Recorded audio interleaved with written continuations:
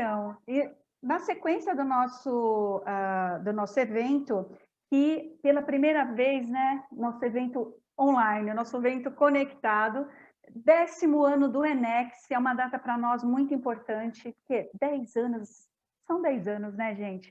Levar um evento desse anualmente, preparar um evento para os profissionais de saúde, é uma responsabilidade grande. E vejam que a gente traz pessoas de nome, de renome, para a gente poder estar compartilhando com vocês toda essa jornada educativa. Nós já estamos aí com o professor, Dr. Fernando, que já está conosco.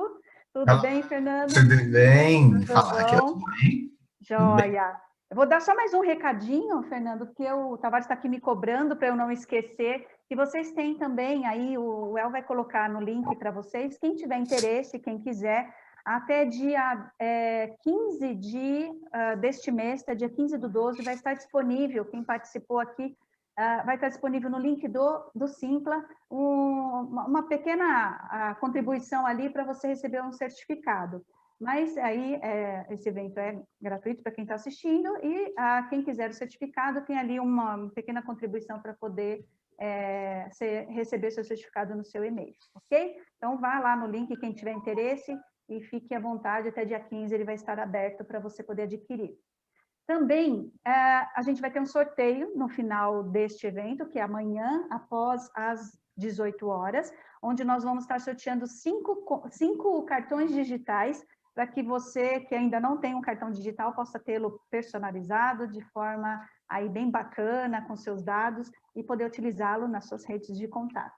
Nós vamos, a partir do término deste evento, quem se cadastrou no link que o El também deixou disponível, um link de cadastro para envio, não só do sorteio, né, mas para envio de 2 e-books que nós vamos disponibilizar para vocês. Um que nós fizemos, quem diagramou e com todo carinho foi a Humus Consultoria, uma consultoria também que nós somos parceiros, e esse e-book ele traz links, 219 links de plataformas, games e recursos educacionais que você pode usar aí num contexto qualquer, corporativo, de ensino. E o e-book sobre letramento digital, esse e-book ele traz um pouquinho aí da questão da introdução, né, sobre o universo digital e outros dilemas que a gente tem na questão do letramento, principalmente quando trata de usabilidade de recursos tecnológicos. Muitas vezes a gente se vê ali em meio a complicações. Então, mais alguma coisa, El, que a gente esqueceu para a gente poder começar com o professor Fernando? Então, agora, só falar com ele. Ótimo! Muito bem. Então, agora nós vamos estar já na sequência do evento, nós vamos estar com a palestra O uso do TBL e PBL no ensino em saúde. Nós estamos com o especialistíssimo professor Dr. Fernando Veiga Angélico Júnior. Ele é formado em Medicina pela USP, mestre em Ciências da Saúde, docente e coordenador da Residência Médica, coordenador do Núcleo de Capacitação Docente na Faculdade de Medicina ABC e Metodologias Ativas na Unisa. O professor Dr. Fernando, eu conheço há muito tempo, sei da trajetória dele nesses meandros do ensino digital, né? E ele vai estar passando para a gente, compartilhando com a gente como que é esse saber, como que é usar uma metodologia ativa em meio digital, como a gente pode otimizar o uso de metodologias por pares e em conjunto, né? Porque é o que eu falo, a metodologia ela vem para agregar, ela não pode nem separar e nem segregar. Ela tem que unir e fazer com que a interação também seja benéfica para o ensino e aprendizagem. E o professor tem uma grande caminhada aí, uma grande experiência nessa empreitada, principalmente no curso de medicina, que é um curso que demanda bastante reuniões, bastante discussões, né, dos alunos com os professores, e certamente ele vai poder contribuir com a sua visão. E veja, pense nisso também no uso corporativo, porque o que a gente fala que serve muito para a universidade, para o ensino formal, o ensino corporativo vem e pega, porque vale a pena a gente voltar a usar, né, mesmo no ensino de capacitação e aperfeiçoamento profissional, algumas metodologias que fazem diferença no nosso dia a dia. Professor Fernando, a palavra é sua, fique à vontade, estaremos aqui te ouvindo. Obrigada. Boa tarde a todos, pessoal que está no YouTube, pessoal que está pelo Zoom. Não vou falar nada da Raquel, que a Raquel fala muito mentira sobre mim, tudo bem? Então não acreditem muito no que ela fala sobre mim. Mas a minha história, ela fala muita mentira sobre mim. Mas a minha história, na verdade, eu aprendi muita coisa digital. Eu já gostava bastante de digital, mas eu aprendi com a Raquel. Na verdade, quando a gente trabalhava numa instituição de ensino, ela promovia já, né, faz, sei lá, 2000, vou falar, vai, 2010, 2011, 2012, cursos de digital, de coisas digitais, e um dia eu resolvi me inscrever num deles, e daí eu fui picado pelo bichinho, né? Da mesma maneira que eu fui picado pelo bichinho da metodologia ativa, que eu vou falar um pouco para vocês. E aí eu estou cada vez mais tentando tornar isso uma realidade, não só na minha prática profissional, mas também para quando a gente pensa em treinamento. Aqui vamos falar de duas coisas, de ensino e treinamento, que é o que englobaria tanto a universidade quanto o corporativo, né? Porque... Mas, professor, nós não podemos deixar de citar que toda essa experiência é permeada, porque estou lembrando, porque eu vi o violão atrás, permeada por um bom rock, que depois você vai nos contar. O que aqui, no também, final eu conto, não conta para eles. Isso, o professor Fernando, ele é um... Eu conto aqui, eu conto. É a cereja do bolo. Tá, eu deixo aqui, tá. Então, quando a gente pensa em ensino, apesar de eu estar dentro da universidade, eu já fiz treinamento e capacitação de docentes para corporações, né? Porque eles precisavam disso, não só dentro da universidade. E eu vou tentar mostrar aqui para vocês um pouquinho de coisas que vocês podem utilizar, não só na universidade, quando está formando no ensino de saúde, seja qual for a área, mas também dentro do corporativo. Como a Raquel falou, eu acho que a universidade e o acadêmico, ele traz muitos insights que o corporativo tem que roubar mesmo e utilizar, porque são coisas interessantes. Mas vamos lá, deixa eu compartilhar a minha tela aqui.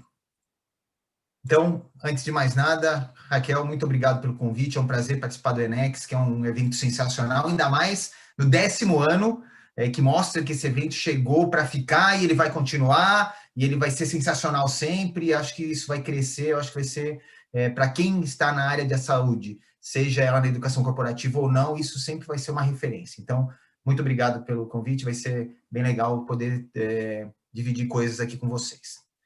Então, vamos lá. Deixa eu só passar para a tela total aqui. Bom, acho que vocês estão vendo aí. Tudo ok. Então, tá bom. Então, quando a gente está pensando em ensino, em treinamento, capacitação, uma das coisas que a gente tem que ter em mente é como funciona o cérebro, primeira coisa, né? Então, a gente pode fazer ensino, fazer treinamento, fazer capacitação, fazendo coisas que o treinando, o aluno, o capacitando, ele está só recordando coisas, né? E na maioria das vezes, se a gente for pensar, se a gente não usar estratégias diferentes para fazer esse tipo de coisa, melhor, assim, com uma boa chance, tá? A gente chega no compreender, é o que a gente consegue de maneira geral, e às vezes nem isso as pessoas conseguem, porque dependendo do que você usa como metodologia, as funções superiores, que é você fazer com que aquela pessoa realmente tenha um aprendizado significativo, e o Lauro acabou de falar, faz 5 minutos ele acabou de falar isso, né? Que as pessoas são treinadas, e daí na hora do vamos ver, ela não retém nada. É muito comum a gente ver professores ou gestores reclamando da seguinte coisa: nossa, nós acabamos de fazer um treinamento, ele fez um treinamento faz 3 meses, e na hora de aplicar o conhecimento que ele deveria ter adquirido, não rolou, né? Quando ele tem que fazer uma análise, uma avaliação e eventualmente até criar uma situação nova, uma solução nova, ele não consegue. Mas por que isso acontece, né? Então, acho que isso é uma coisa que quem pensa em treinamento, capacitação e ensino tem que sempre ter em mente, que a gente não pode ficar só no recordar e no compreender. É muito pouco. Tudo bem? E que qualidades, então, a gente quer desse capacitando, desse treinando, desse aluno, né? Eu vou falar aqui, eventualmente, muito aluno, porque, na verdade, ele é um aluno. Mas vamos pensar em todas as dimensões, tá? Então, vamos pensar no corporativo, vamos pensar na universidade. Que qualidade a gente quer? E quando a gente pensa em qualidade, a gente tem que resgatar 2 conceitos, que é o hard skills e o soft skills. Então, hoje, em qualquer corporação, quando o RH tá procurando um profissional, ele vai atrás do currículo dele, e para ver a capacitação dele, óbvio, mas sempre tem esse conceito do hard skills e do soft skills. Então, o que seria isso, né? Hard skills seriam basicamente as habilidades técnicas. Então, na área de saúde, a gente está pensando no médico, se ele se formou bem, onde ele se formou, sei lá, se ele tem habilidade de ser médico, né? Se ele é o enfermeiro, o técnico de enfermagem, o fisioterapeuta, o fonoaudiólogo, o nutricionista, ou seja, você vai ver se ele tem a capacidade, óbvio, que ele fez uma faculdade, uma pós-graduação, seja lá o que for, técnica para fazer aquela função que ele precisa, né? E aí a gente extrapola, né? Dentro da área da saúde, tem o administrador, o recepcionista, ele tem que ter habilidades técnicas mínimas, o cara do TI, né? Da TI, para fazer aquela função. Mas isso, hoje em dia, todo mundo tem. Todo mundo tem. A gente não pode... Hoje, qualquer médico tem um diploma de médico e vai ser minimamente um médico, né? O enfermeiro, o nutricionista, não tem. O que diferencia a empresa hoje se preocupa muito mais é que esses conhecimentos não são conhecimentos puros, eles têm que ter uma significação, ou seja, o conhecimento tem que ter uma integração com tudo que envolve aquela área e não precisa ser só pensando, né? Vamos pensar na área de saúde, educação e saúde, no cuidado do paciente, não só isso, mas a integração daquele conhecimento para o paciente e para a corporação, porque ela faz diferença. E, principalmente, a aplicação daquele conhecimento que ele tem, né? Então, quando a gente faz um treinamento, ou quando a gente está no ensino, a gente quer que o aluno, o treinando, ele tenha o conhecimento. Mas, mais do que isso, que ele consiga fazer a integração desse conhecimento com todas as áreas afins e consiga fazer a aplicação desse conhecimento. Porque senão ele vira só um decorador de protocolos, de diretrizes, de livros. Não é isso que a gente quer. Dentro dos soft skills, a gente vai pensar nas habilidades comportamentais, né? Então, o que a gente vai ver? A gente quer um cara que tenha habilidade de comunicação, de empatia, que tenha várias outras coisas, ética, né? Que tenha uma capacidade de gerir o tempo dele, né? Isso é importante. Ter uma liderança mínima, ter uma história de flexibilidade, saber se adaptar às histórias, ter, óbvio, uma resolução de conflitos. O Lauro acabou de falar. A auxiliar de limpeza tem que entrar no quarto que o paciente não quer que entre. Como que ela vai resolver esse conflito? Ela tem que tomar uma decisão ali, né? Como que ela vai fazer isso? A tomada de decisão, eu já falei. Ter paciência, né? Isso é um soft skill dos dias de hoje, ainda mais com essa pandemia. E, obviamente, trabalho em equipe. E tudo isso vai formar um profissional, que é uma amálgama de tudo isso com o conhecimento dele. Tudo bem? Então, isso é uma coisa que as corporações hoje procuram muito, né? E, principalmente, a gente tenta, no ensino, desenvolver, na universidade, essas habilidades também, porque elas são importantes no cuidado do paciente. Então, o que a gente quer de um aluno? A gente quer um aluno que seja motivado, né? Que ele se interesse por aquilo que ele está, o treinando se interesse por aquele assunto, que seja um cara proativo, que ele não fique dependendo de ordens, que ele possa tomar as decisões e tomar a frente das situações, que ele seja um questionador, não o cara chato questionador, mas o questionador de enxergar possibilidades, enxergar outras coisas que às vezes não estão tão evidentes e possa propor soluções. Seja um cara colaborativo, porque hoje em dia a gente trabalha em equipe basicamente saúde o tempo todo. Participativo, ou seja, um cara que seja envolvido com a equipe, com aquele cuidado, e principalmente um cara interessado em tudo isso. Ele tem que ser um cara, esse seria o aluno ideal, o treinando ideal, né?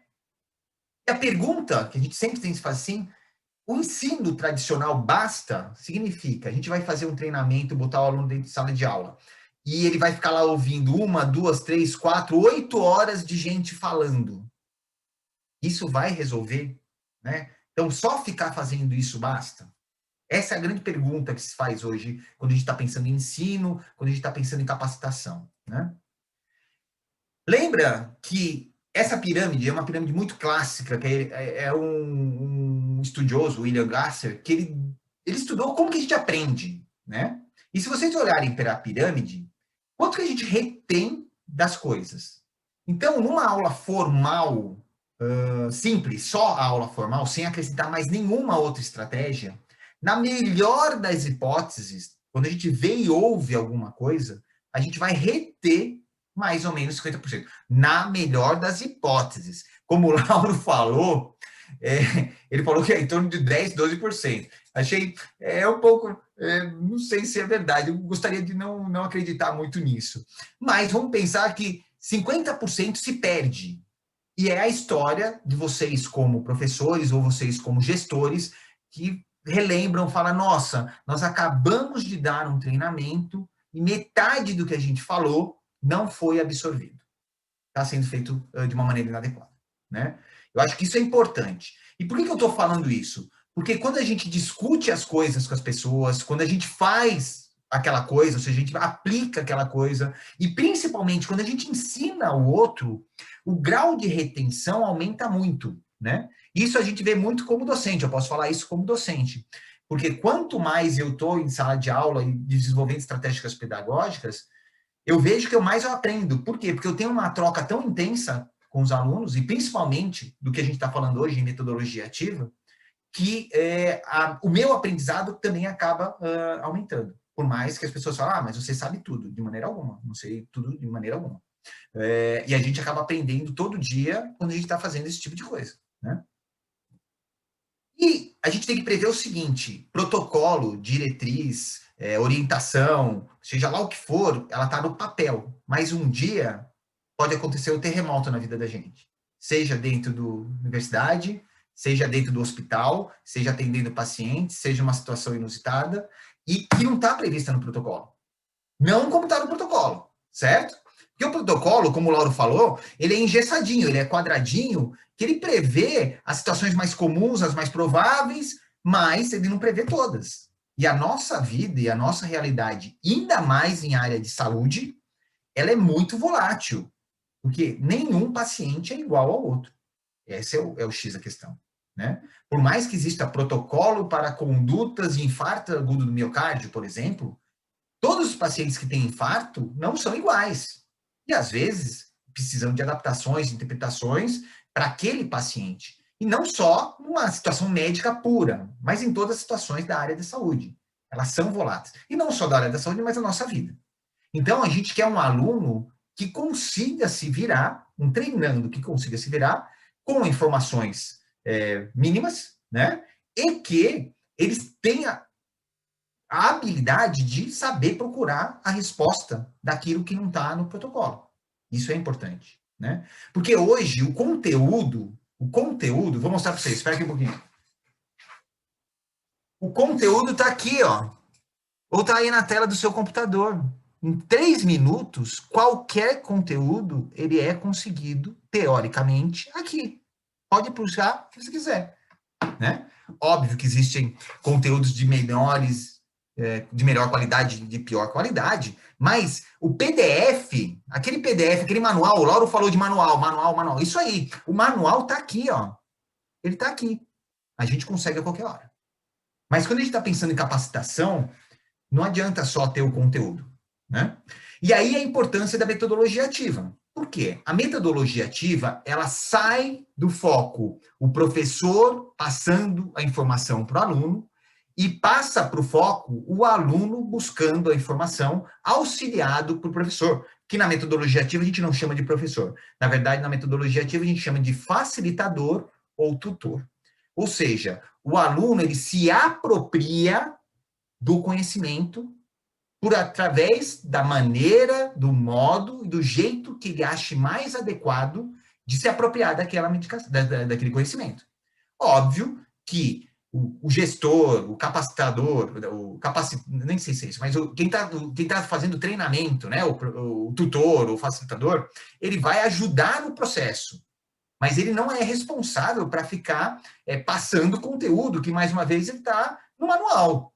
Então, se você precisa dar uma aula de 2 horas para falar o que está no Google ou numa diretriz que você consegue puxar em qualquer lugar, dá a diretriz, não faz o seu treinando, seu aluno perder tempo. Isso é perda de tempo. Lembra que hoje a coisa mais importante em capacitação e ensino é tempo, né? Você encher slide de palavras para o aluno ficar olhando para você 2 horas e não entender nada daquilo, desligar daquilo, porque hoje a gente ainda tem os distratores, né? Instagram, Facebook, Twitter, a foto do cachorrinho que acabaram de botar é muito mais legal do que ficar assistindo aula formal. Isso não tem jeito, né? É o que a gente vê. E se a aula não tiver uma movimentação, a capacitação não tiver uma movimentação, quase 100% das vezes, em algum momento, o capacitando ou treinando ou o aluno vai desligar daquilo que você está falando e vai para a rede social. Isso é fato. Então, a metodologia ativa, ela prevê outros processos que fazem com que esse processo seja menos, que ocorra menos, né? Porque a coisa fica mais ativa, fica mais interessante para o aluno, né? Eu vou falar hoje para vocês de 2 estratégias que podem ser utilizadas dentro da universidade e fora da universidade, no corporativo, que é o Problem-Based Learning, que é a aprendizagem baseada em problemas, e o Team-Based Learning, que é a aprendizagem baseada em equipes. Óbvio que eu vou dar uma pincelada sobre o que é essa metodologia ativa, né? Eu já atuo em metodologia ativa faz mais ou menos uns 10 anos, desde a época que eu trabalhava junto com a Raquel lá na outra instituição de ensino, tá? E até hoje, eu ainda estou tentando desenvolver novas estratégias para tornar isso aí atual, significativo, porque ensino ele é dinâmico, ele não é estático. A gente vai modificando conforme as coisas vão acontecendo. Se vocês assim, se interessarem sobre isso, etc., tal, óbvio que tem que fazer um aprofundamento sobre isso, né? Existe um curso sobre isso, tem muita coisa na internet que dá para procurar, é bem legal. Tudo bem? Então, não é uma coisa muito difícil de se fazer e é bem legal. Eu particularmente, acho que são 2 estratégias muito boas para se fazer com que o nosso conteúdo seja significativo para os nossos treinandos. Eu acho que isso é importante. Então, só para vocês entenderem um pouquinho como funciona, né? A aprendizagem baseada em problemas, que é o PBL, ela funciona para quando você vai fazer uma capacitação para grupos pequenos. A metodologia, ela prevê grupos pequenos. O que são grupos pequenos? É grupo único de 7 a 10 participantes. Tudo bem? Então, ele pode ser usado, por exemplo, para capacitação de times pequenos, capacitação de coisas, de pessoas que não são equipes enormes, mas são, às vezes, pessoas bem específicas que fazem determinada tarefa, né? Ele é bom para isso, né? O grande problema disso é se você quiser replicar isso para muitos, você tem que ter ou tempo para isso, porque você vai ter que ter vários cursos, ou você vai ter que ter vários tutores ao mesmo tempo trabalhando a mesma coisa. Então, eu tenho 100 pessoas, eu quero usar isso. Tá bom, então você vai ter que ter 10 tutores, porque para cada dupla, para cada grupinha de 10 alunos, você tem que ter 10 tutores. De alguma maneira, isso encarece o processo, né? Porque é mais gente envolvida no treinamento. E como que funciona o PBL, né? O PBL ele funciona da seguinte maneira: a gente apresenta para o treinando, para o aluno, uma situação-problema, que é uma situação real, presente na vida desse treinando, desse aluno, que ele vivencia dentro da área de treinamento dele, e que ele tenha que tomar uma decisão. E aí se vocês forem ler sobre o PBL, eles são 7 passos, então começa com a leitura desse problema, e daí os próprios alunos vão identificar quais são os problemas relacionados àquilo. Então aí pode ser qualquer coisa, desde a área de saúde até áreas que não são absolutamente doença, pode ser uma situação corporativa, pode ser um problema na recepção, pode ser um problema de fluxo dentro do hospital ou da clínica, são problemas gerais. E aí fala-se as hipóteses, por que aqueles problemas estão acontecendo. Então, o aluno está pensando, mas por que demora tanto para o paciente ser atendido na recepção do hospital, por exemplo? Por que demora tanto? Porque tem muita gente, pode ser uma explicação. Não, porque o sistema do computador é lento, então demora mais. Não, porque tem a metade das funcionários que estão na recepção acabaram de ser contratados, então ela não tem experiência. Os próprios alunos levantam essa hipótese. Se for uma questão de saúde, por que ele está com dor, ou por que ele está com hipertensão, por que ele não toma o remédio, qualquer coisa. Tudo bem? fazer um resumo dessas hipóteses, né? Então, são vários... Em geral, a gente usa situações problemas que a gente quer focar em alguns problemas principais, para não ter muitos problemas também, para serem discutidos. E aí, os próprios alunos vão definir quais são os objetivos de estudo que eles têm que ter para resolver aqueles problemas. Então, olha, nós temos um problema na recepção. Ah, tá. Então, nós vamos estudar por que a recepção, por que o paciente demora tanto na recepção. Esse é um objetivo de estudo, por exemplo, né? Ah, nós vamos estudar por que o paciente não toma o remédio direito. Nós vamos estudar isso. E aí, isso o aluno individualmente vai para casa, num momento, para fazer as suas pesquisas, usar todas as fontes que ele tem, digitais, livros, seja lá o que ele queira usar, artigos, para, num segundo momento, retornar no grupo e aí, trazendo os conhecimentos que ele procurou, que ele estudou, ele traz para o grupo, e isso há um compartilhamento em grupo de todos os conhecimentos para discutir, com todos os conhecimentos, qual é a melhor solução para aquele problema. E aí se fecha o ciclo. Tudo bem? Isso faz com que o aluno, o aluno treinando, ele é um membro participante ativo do conhecimento, da aprendizagem e da solução. E é isso que torna a coisa significativa para ele. Porque ele fez parte da construção desse conhecimento. É a diferença de quando a gente só dá aula tradicional. Que o conhecimento está no professor. Ele é passado para o aluno, mas não quer dizer que o aluno se apropriou dele. Nesse caso, o aluno trouxe o conhecimento e distribuiu esse conhecimento entre os pares. E ele fez parte da construção daquele problema, daquela solução. Isso faz com que a retenção daquela situação aumente muito, até 90%. Olha que parte legal, né? O TBL é um pouquinho diferente. O TBL já é uma metodologia que a gente usa para grupos grandes. Então, vamos pensar que vocês tenham um grupo de 100 alunos, né, 100 treinantes, que tem que treinar tudo ao mesmo tempo. Não tem tempo de ficar fazendo vários cursos de grupinho pequenininho. Essa é uma metodologia que prevê o trabalho em equipes também, só que as equipes também trabalham juntas. Todas as equipes trabalham juntas. Além de trabalhar intra-equipe, o aluno, todas as equipes vão ter que trabalhar junto, né? Por isso que para treinamento ou para aulas que a gente precisa, para turmas, né, na universidade, que a gente precisa, temos 60, 70, 100 alunos, essa é uma estratégia que dá para usar, porque você não precisa de muito material humano, né? Os docentes, com 2, 3 docentes, uma turma de 100, dá para fazer tranquilamente, isso diminui o custo, então isso também é uma coisa interessante, né? E como que é o TBL, né? O aprendizagem baseada em equipes, como que funciona isso? A gente tem uma fase que chama de preparação. Como que é essa preparação? O treinando, o aluno, ele recebe previamente ao encontro, ao primeiro encontro, materiais para que ele possa se preparar para um primeiro encontro. Pode ser qualquer material. Pode ser um manual? Pode ser um manual. Pode ser filme, pode ser conferência que ele tem que assistir, pode ser artigo, pode ser entrevista, o que vocês quiserem usar, que tenha relação com aquele treinamento que você quer dar, pode ser utilizado, né? E esse faz com que o treinando e o aluno se preparem para o encontro que vai ser feito, nesse caso, nós estamos falando do clássico, né? Numa situação de sala de aula, né?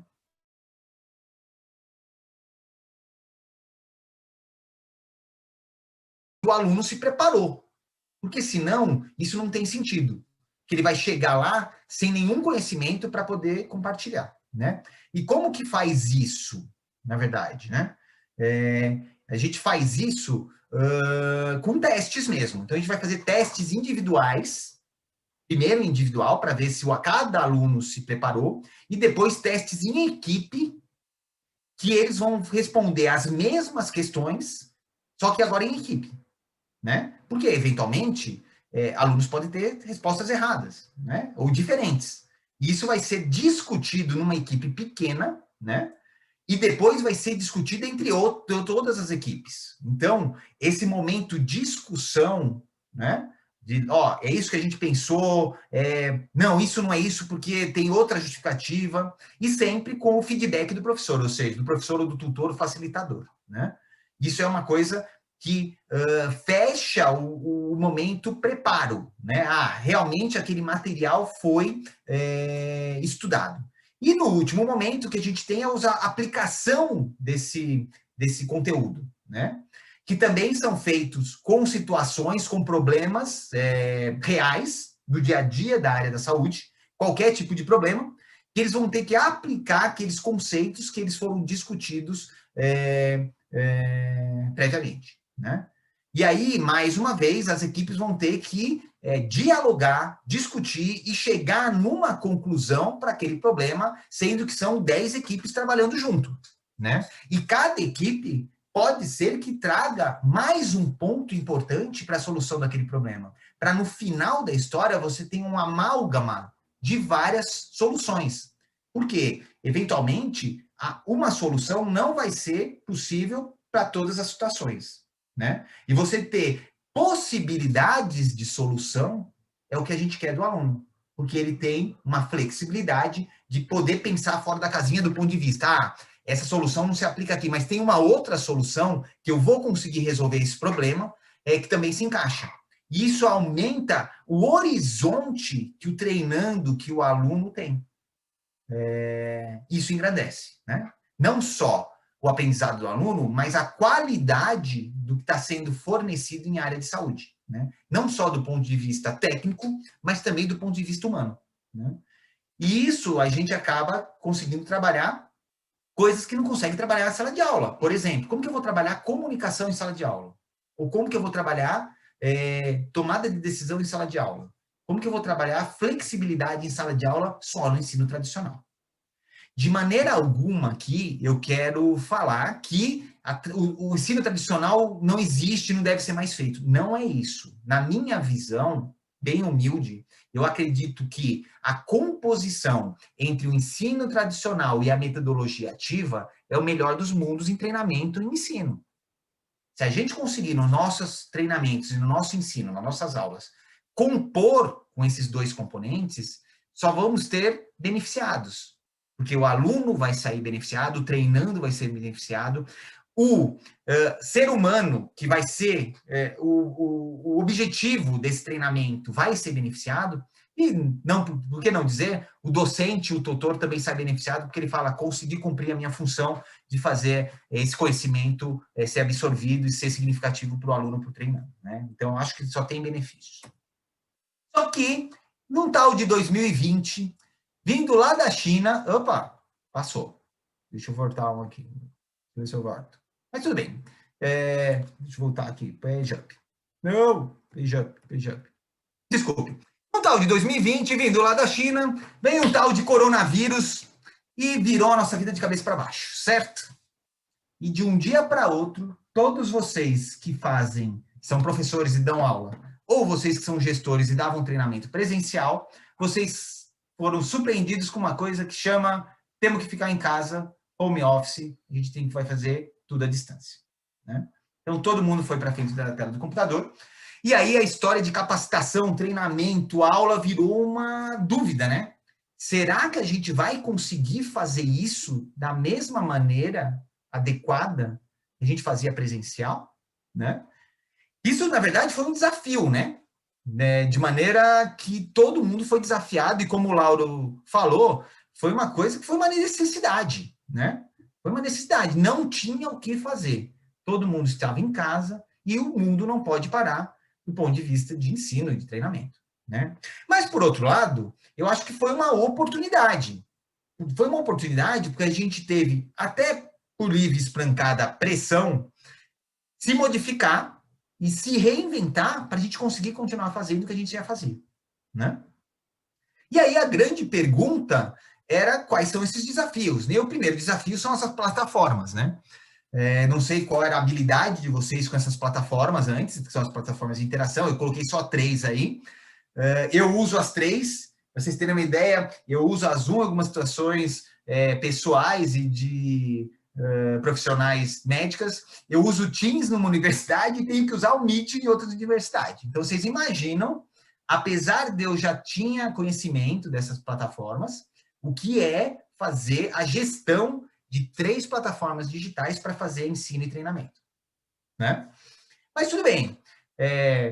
A gente acabou tendo, alguns lugares deram treinamento para isso, alguns lugares não deram treinamento para isso, e aí que era o desafio, fala assim, professor, se vira, é isso que temos, é isso que tem que usar, olha, clica aqui, vai entrar na aula, você se vira, né?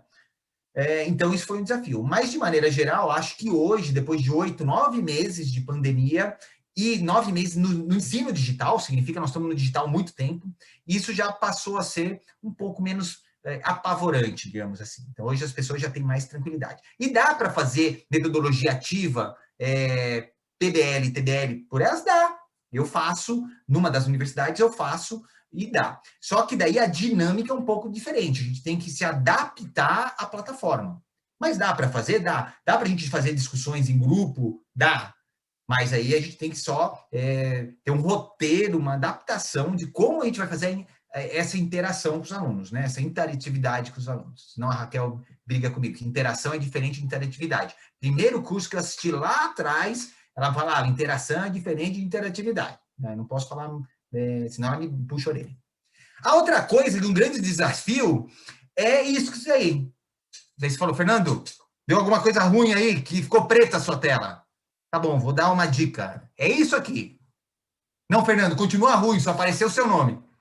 Não, porque é isso que vocês veem em grande parte dos treinamentos, e principalmente ensino, que é uma tela preta com o nome do aluno, porque o aluno não abre a tela e, em geral, ele não abre o microfone. A não ser que seja feito um acordo digital, no começo da história, que todo mundo tem que abrir a câmera e o microfone quando for pedido, os alunos, de maneira geral, não querem abrir câmeras e microfones. E, vou contar aqui uma situação exótica, que os alunos fizeram uma reclamação numa das universidades que isso era assédio, que eles não são obrigados a abrir câmeras e microfones. Então, vocês imaginam como que a dinâmica que dentro de um treinamento envolve muito a troca interpessoal, isso envolve, além de som, a visão, porque você está vendo a atitude do cara, você está vendo a expressão do rosto dele, aquela cara de dúvida, que ele não entendeu nada do que você está falando, e você acaba perdendo isso. Então, isso também é um desafio, né? Como a gente vai passar por isso? E se o aluno, o treinando, resolver que não vai abrir a câmera e não for uma coisa obrigatória, a gente acaba perdendo um pouco disso, né? A outra coisa é a interatividade. Como que esses alunos vão se interar? Porque se eles têm que fazer discussão entre eles, como que eles vão fazer isso pela plataforma, né? Que é uma dificuldade. O que eu tenho visto, né? Quando a gente está longe e está trabalhando em equipes, eles preferem, os treinandos, os alunos, eles preferem usar muito o WhatsApp, porque é mais rápido para fazer discussões e não utilizar a plataforma Teams, a Meet, né? Que dá para fazer também, mas não é tão rápido quanto o WhatsApp. Então, às vezes, coisas mais simples, eles preferem ter essa interatividade entre eles por uma plataforma, né? Uma rede social que é muito rápida, né? Mas é um desafio, né? Oportunidades. É a gente inovar em treinamento, é a gente inovar em ensino. E não só utilizar coisas que já estão disponíveis ou podem ser compradas, né? Videoaulas, aplicativos, objetos de aprendizagem, realidade ampliada e interativa, mas principalmente a gente incentivar a criação disso, né? Por que não as corporações não vão criar suas videoaulas, seus aplicativos, as suas realidades ampliadas, seus objetos de aprendizagem? E isso pode ser terceirizado, né? Você pode contratar uma empresa e fazer isso, mas às vezes a corporação, né? O corporativo tem condições de criar isso. E a universidade também, né? Principalmente quando a gente pega aluno do nível superior, principalmente pós-graduação, essa coisa começa a ser mais fácil, né? Isso envolve várias áreas da universidade. Então, você pode envolver a área de engenharia, com a área da computação, com a área da saúde, para criar um objeto de aprendizagem ou uma realidade ampliada que pode ser aplicada numa prática, por exemplo. não só dentro de sala de aula, mas às vezes uma coisa prática que é utilizada dentro da instituição de saúde, dentro do hospital, dentro da OBS, dentro da clínica, dentro, sei lá, do pronto-socorro. Então, acho que é uma oportunidade que a gente não pode perder também. Eu acho que já está acabando o meu tempo. Eu acho que, além da história, né, da teoria, do que é a metodologia ativa, eu acho que a gente tem que sempre pensar o seguinte, o que está escrito aí. A gente ensina, a gente trabalha, a gente treina com várias gerações hoje. Então, eu já estou na geração X, acho que é X, eu estou na X, eu queria estar na Y, mas eu estou na X, não tem o que fazer. A X vai ter que trabalhar com a Y, que vai ter que trabalhar com a Z, que vai ter que trabalhar eventualmente com a Alfa, que é a que estamos agora, né? A atual geração agora dos menininhos, menininhas, é a Alfa. E cada geração, ela aprende de um jeito diferente e de um modo diferente, e aprende de vários modos. A vantagem das gerações Y, Z, Alfa, é que elas são muito mais digitais. Então, por que a gente vai perder essa oportunidade, mesmo sendo da geração X, que é o que estamos na gestão, né, atual, de introduzir isso para eles, porque isso é muito mais significativo, eles têm muita mais habilidade. Então, acho que é uma história que a gente tem que sempre pensar. Não ficar pensando naquela história que o que funciona é a sala de aula, vou falar aqui uma coisa que nem existe mais, que é o quadro negro ou o quadro verde, nem existe mais isso, deve ter em alguns lugares, óbvio, mas e que isso funciona. E o principal, quando a gente está pensando em ensino e treinamento, é que a gente tem que ensinar o nosso treinando, e tem que ensinar, não ensinar, mas ajudar o nosso treinando como facilitador, como aprender a aprender.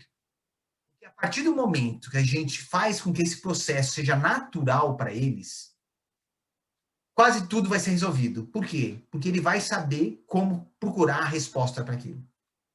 Né? Frente a um novo problema, ele vai ter todas as habilidades, né, de solucionar aquilo. Porque ele sabe onde ele tem que procurar, como ele tem que procurar, como que aquilo se interage com tudo que ele está vendo e como que ele aplica aquele conhecimento. E aí sim, as coisas começam a ficar mais significativas para o aluno e começam a ter um resultado melhor na realidade, que é na nossa profissão, que é dentro da nossa corporação. Eu acho que é isso que a gente tem que pensar. Eu vou deixar o meu e-mail aqui para vocês. Estou aberto a todas as perguntas. Se vocês quiserem se aprofundar um pouco mais, eu posso dar dicas. Mas, mais uma vez, aqui, como toda metodologia ativa, eu só dei o pontapé inicial. A partir de agora, a história é de ir atrás dos conhecimentos. Se vocês se interessam por isso, façam, se dediquem a aprender um pouco mais dessas metodologias, elas são bem legais. Bom, eu sou suspeito, que eu sou apaixonado por metodologia ativa e digital, então eu sou suspeito. E eu estou aberto para a gente trocar ideia aí, se vocês quiserem. Estou aqui. Muito bom, Fernando. Eu acho que esse assunto, além de instigante para quem é docente, profissional da área de educação, mexe um pouquinho com a gente nessa situação, assim, a gente às vezes fica sempre na mesma metodologia, a gente não muda, a gente fica naquela zona de conforto. Eu acho que é um toque aí para os professores também perceberem que dá para fazer, dá para usar de diversos métodos, diversos recursos que compõem todo esse cenário que você está trazendo de interatividade, de interação. E aí eu falo, trazer o protagonismo do aluno, né? Porque, na verdade, é isso que essas metodologias trazem. Aí a gente tem algumas perguntas aqui no YouTube, para a gente poder também, para você poder tentar responder. Manda, vamos lá, bora. Vamos lá. É uma consideração da Rosângela, que ela fala assim, ó, em campos de estágio, será uma ótima oportunidade em todos os processos para otimizar com o uso dessas metodologias. Você tem alguma experiência na questão de campos de estágio em alguma dessas metodologias? Quando a gente pensa em campos de estágio, você está me ouvindo aí? Está tudo bem? Porque ficou esquisito. Sim, tá bom. Em campos de estágio, eu acho que a gente tem que pensar em duas coisas, né? Então, a gente tem um momento que é prática, né? Que não tem jeito. Em área de saúde, a gente vai estar lá com o paciente na prática, né? Mas eu acho que dá para a gente usar a metodologia ativa antes do aluno ser inserido na prática com o paciente. A gente pode botar a mesma situação ou situações que são muito corriqueiras numa UBS, num PS, numa enfermaria, num hospital de maneira geral, num centro cirúrgico, que ele já vivencia aquilo, mesmo que seja numa parte meio teórico, né? Ele é teórico. Para ele já vivenciar aquilo. Então, eu acho que tem tudo a ver fazer isso antes dele encarar a realidade, que é ir lá e entrar no centro cirúrgico, vivenciar aquele momento, né? Então, isso vale para todas as áreas. Hoje, as universidades já fazem isso de alguma maneira. É pouquinho ainda, mas elas já fazem. Mas eu acho que mesmo no corporativo, acho que valia muito a pena. Eu acho que isso tem que ser introduzido, não tem jeito. Eu acho que isso vai engrandecer muito a qualidade do atendimento. Porque você vai ter aquela... Pelo menos o aluno ou o treinando, ele já viu aquilo antes de encarar. Então, eu acho que, sim, eu acho que tem sua função e eu acho, sim, tem que ser implementado de alguma maneira. Muito legal. E a Ivone, aliás, eu quero fazer um parênteses aqui, a Ivone é uma enfermeira conhecida, nossa, há muitos anos, trabalhou no SPDM, que foi onde eu a conheci, hoje trabalha aí fazendo várias capacitações para toda a equipe de enfermagem, e é uma entusiasta de todas essas metodologias, recursos, e ela sempre está com a gente em todos os eventos. Obrigada, viu, Ivone? E a Ivone faz uma pergunta. No TBL, o problema é o mesmo para todos os grupos? Como que você articula o problema para ser trabalhado em TBL? Acho que o Fernando travou.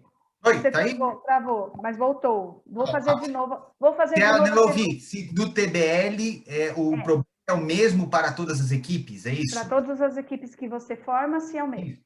Tá. Tanto no TBL quanto no TBL, o problema tem que ser... no TBL tem que ser o mesmo para todas as equipes. No TBL, aprendizagem baseada em equipes, tem que ser o mesmo problema. No PBL, como você pode ter grupos diferentes trabalhando com assuntos diferentes, problemas diferentes. Mas na aprendizagem baseada em equipes, a metodologia prevê que o problema seja o mesmo para todas as equipes. Por quê? Porque a gente quer que as equipes se conversem. E aí não daria para fazer conversa das equipes se os problemas fossem diferentes. As equipes têm que trazer soluções para aquele problema. E às vezes as soluções são diferentes, como eu falei, né? E o que engrandece, porque você fala, putz, tem mais de uma solução. Que bom que tenha mais de uma solução. Porque na nossa vida profissional é assim, a gente tem que ter várias soluções. E aí a gente personaliza a solução para aquele cliente, né? Para aquele nosso paciente ou para aquela situação que a gente está vivendo dentro do hospital. Então, sempre o mesmo problema no aprendizagem baseada em equipes.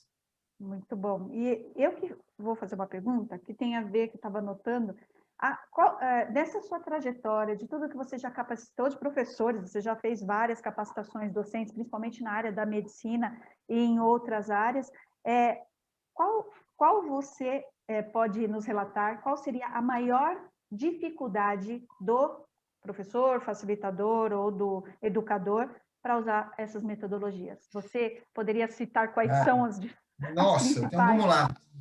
Essa é a pergunta de $1 milhão, Raquel. Não me bota nessas situações. É a pergunta de $1 milhão. Então vamos lá. Quais são as dificuldades? Então vamos lá. Primeira dificuldade é resistência dos docentes ou dos gestores. É a primeira coisa. Porque a gente foi ensinado, vou falar uma coisa aqui, vou queimar meu filme total. A gente foi ensinado pela cartilha Caminho Suave, certo? Já entregou a idade. Já entreguei a idade. B com A é Bá, B com E é Bé, e que a gente foi ensinado a nossa vida toda, inclusive na universidade, que o professor é o que sabe tudo, e eu abaixo a cabeça e acabou a história. Isso é um grande problema. E essa cultura, ela é muito presente nos professores e nos gestores, porque a gente foi treinado assim, a gente aprendeu assim, né? Então, isso é um paradigma que a gente tem que começar a quebrar. Porque não funciona mais. Ficar fazendo só isso não funciona. E você pode conversar com quem você quiser, professores, gestores, que falam, nossa, a gente faz treinamento, gasta um dinheirão e não adiantou nada, porque não está funcionando, né? Segundo problema é estrutura para fazer isso. Então, quando você precisa, principalmente fazer TBL, PBL não, o aprendizado em equipes não, porque você faz em sala de aula normal. Mas, por exemplo, PBL, dentro da universidade, você tem que ter inúmeras salas pequenininhas e inúmeros docentes, porque para cada 10 você tem que ter um docente. Isso encarece a história. Então, hoje tem instituições de ensino que fazem PBL puro, né? Inclusive, onde nós trabalhamos, tinha muito PBL, era quase PBL puro, tinha muito pouca tradicional, né? Então, isso é um limitante, mas não que seja impossível. Mas se você for trabalhar, por exemplo, dentro do ensino, em cirurgias, em disciplinas eletivas, que é pequeno, grupo pequeno, funciona bem. Se você for pensar em treinamento corporativo, grupos pequenininhos, o custo é pequeno, funciona bem, né? Eu acho que esse é um outro desafio. A outra coisa é o desafio do aluno, porque é assim, lembra... Eu ia te perguntar isso sobre o grau de maturidade do aluno para essa metodologia. Exatamente. Esse é outro problema. Principalmente quando nós estamos num país que chama Brasil. Tudo bem? Porque essas duas metodologias, elas foram desenvolvidas fora do Brasil, né? O PBL, por exemplo, ela foi desenvolvida na Holanda e no Canadá. Não dá para comparar o aluno holandês e o aluno canadense com o aluno brasileiro. Porque o aluno brasileiro é o aluno brasileiro. Porque a cultura do Brasil é um pouquinho diferente do Canadá e do holandês, certo? Então, a seriedade, isso sem falar que o brasileiro é uma droga, tudo bem? Mas assim, já foi fazer treinamento fora? Eu já morei 2 meses fora nos Estados Unidos para fazer treinamento quando eu estava terminando a residência. Eu cheguei lá e eu falo assim, nossa, eu não sei nada. Eu não sei nada. Por quê? O grau de dedicação que os caras tinham ao estudo, porque isso é cultural deles, era infinitamente ao meu, que saí, teoricamente, da melhor, não sei se mas a melhor faculdade de medicina da América Latina. É verdade. Né? Então, eu falava, nossa, eu não sei nada, eu não me dedico nada. Eu falava, nossa, eu não me dedico nada ao estudo. E olha que eu era meio CDF, né? Eu sempre fui meio... E eu falava, eu não sabia nada. Eu falei, e tinha coisas que eles falavam, eu falei, eu não sei isso do que ele está falando. Eu estava acabando meu treinamento em residência, o cara da mesmo nível estava falando coisas, eu falei, eu não sei o que ele está falando. Por quê? Porque o grau de estudo deles é maior, né? O grau de responsabilidade com o estudo deles, e principalmente metodologia ativa, é maior. E tem uma coisa muito importante, o julgamento entre os pares lá é muito efetivo. Por quê? Se você está numa equipe que você não contribui, a equipe te detona na sua avaliação. Aqui é 10 geral para os amigos, sabe? É característico do brasileiro. O brasileiro ele não é um cara que ele vai ser um cara muito rígido com avaliações. Isso é uma característica nossa, da nossa personalidade como brasileiro, da nossa cultura. O brasileiro não é um cara que ele é muito afeito a ser rígido com avaliações. Quando você é rígido com a avaliação, você ganha uma tarjinha que chama chato. Por exemplo, o Fernando. Na residência médica, eu sou o chato. Por quê? Porque eu acho que a gente tem que avaliar direito tudo. Tem que avaliar processos direito, tem que avaliar resultados direito, tem que avaliar o nosso aluno direito, porque daí a gente tem a visão real do que a gente está fazendo, e se isso está sendo efetivo ou não. O meu apelido lá, todo mundo fala, você é um chato. Eu sou um chato. Sou um chato porque eu quero crescer. E eu só posso crescer se eu fizer processo de avaliação decente. Se eu achar que está tudo bem, não vou crescer. Então, o aluno lá, ele tem essa visão. Nós temos que crescer junto. Então, se você não contribui, meu amigo, você vai ser mal avaliado. Então, eu acho que isso é um desafio também, porque o nosso aluno é diferente. E eles têm muita resistência à coisa de não ser aula. Isso é muito arraigado no ensino brasileiro. Tem que ser aula. Se não for aula, não presta. Então, isso também acho que é um desafio. Se tivesse que elencar os três são esses, mas tem muitos outros, né? E agora nós estamos no digital, que aí é o desafio total, completo, né? Mas não é impossível. Não é impossível, porque tem muita gente trabalhando bem com metodologia ativa à distância. Eu acho que dá e nós temos que fazer. Não tem essa história, não dá. Tem que fazer. Tem que adaptar, usar o meio em benefício do fim, né? Sim, total. E como o Lauro falou, é um caminho sem volta. Exato. Ensino híbrido. Outro dia eu vi um negócio, ensino híbrido, modinha do momento ou caminho sem volta? É o que o Lauro falou. caminho sem volta. Então, a gente ficar se enganando, que isso não, não, ainda vai demorar, nós estamos só perdendo. Só com a peneira, exato. Não, nós estamos perdendo tempo, na verdade, mais uma vez, tempo é a coisa mais preciosa que a gente tem. Então... Não, e é uma coisa que a gente fala no meio acadêmico e no meio corporativo, que eu trabalho também com educação corporativa, Fernanda, é uma questão de transformação. Nós temos que fazer transformação conosco, docentes, professores, e essa leva que vem agora de alunos, né, eles exigem isso, eles exigem esse letramento do professor, esse entendimento do professor. E o professor vai ter que caminhar e se capacitar dentro disso.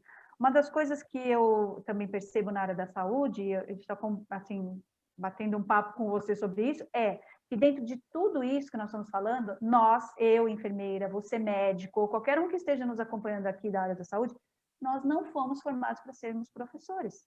Nós caímos na educação porque nós gostamos, está lá no sangue, aquela coisa, né, por paixão, e nós fomos nos capacitando. Então, para você entender de PBL, saber, hoje está dando aula, capacitando docentes, você teve que percorrer um caminho de aprendizado que todos vão ter que percorrer. Não dá para ficar na zona de conforto e achar que vai cair do céu. É assim que tem que ser. E aí a área da saúde é mais resistente, por quê? Porque eu fui formada para ser enfermeira, você para médico, né? E hoje nós somos docentes, então há que se ter uma capacitação decente. Sim, isso é um X. E a outra coisa é que, né, mesmo que a gente não fosse pensar em dar aula, né, eu não quero dar aula, mas na nossa profissão, as capacitações, elas são, eu não vou dizer diárias, às vezes são diárias, mas elas são muito importantes, elas são muito frequentes.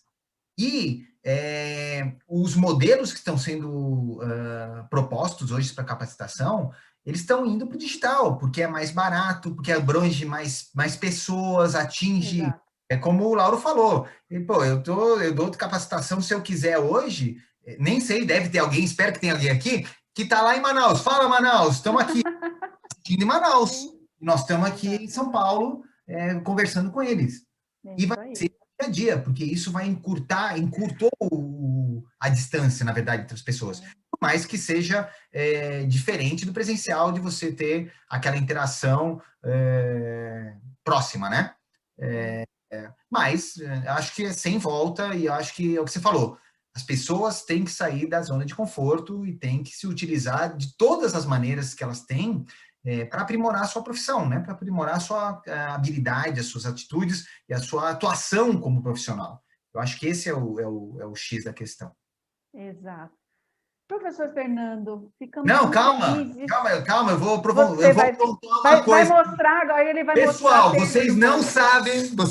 Vocês viram que tem aqui um violão, ó? Tem um violão, né?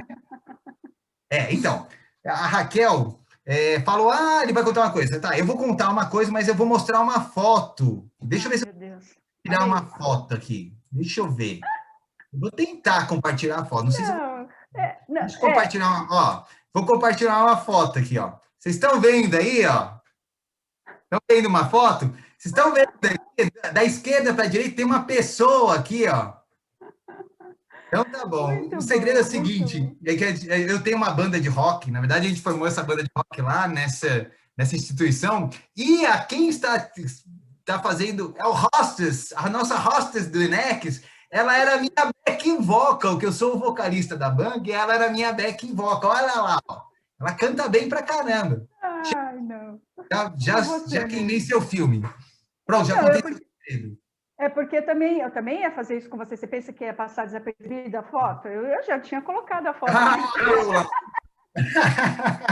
Porque assim, o que acontece, pessoal, é que nós, né, na área da saúde, nós precisamos, é o que eu falo, nós precisamos ser mais leves, nós precisamos ter hobbies, nós precisamos também se divertir, nos divertir. Porque a profissão é pesada, a profissão não é fácil, a gente está falando de capacitação, nós estamos falando de várias coisas, mas é legal mostrar que nós também temos esse lado da diversão, do hobby, da confraternização, que, obviamente, com essa situação de pandemia, tudo ficou mais quietinho, mas que não deixem de vivenciar, de viver isso, né, com os amigos, com os colegas, porque é tão gostoso a gente poder ver esse tipo de alegria, que é uma alegria, né, Fernando? A gente poder fazer Continua. tudo isso. A Raquel saiu da banda. Eu Ela saiu, ela fugiu. Mas a banda continua. continua. Inclusive, nós ensaiamos anteontem, foi o nosso ensaio. Muito bom. Veremos ainda aqui, quem sabe, numa abertura aqui do Enex. Quem sabe? Quem sabe? Bom, vamos Vai ser combinar. bom. Muito bem. Professor, muito obrigada por sua participação. Foi excelente. Agradeço de coração. Você sabe que a tua amizade me representa bastante e estamos aí no caminho, estamos na luta nessa empreitada da educação. Muito obrigada. Obrigado, foi um prazer falar para vocês, Raquel.